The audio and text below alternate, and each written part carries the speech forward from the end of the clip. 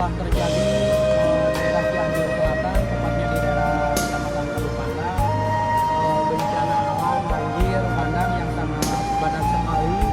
Ini kondisinya air semakin kegedean, semakin bengkak, bahaya. Ini saya juga mengkhawatirkan banyak kelongsoran-kelongsoran yang akan terjadi. Astagfirullahaladzim, siapa kunaon? Ini oh ya ya, ini kau udah jadi oh ya gini gimana Pak? Kono siapa?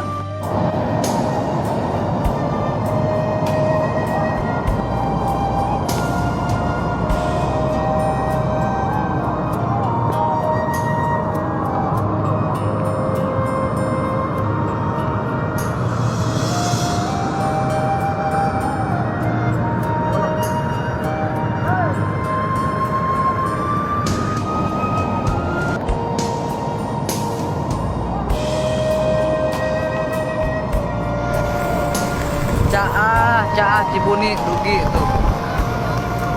Caah. Ke jalan.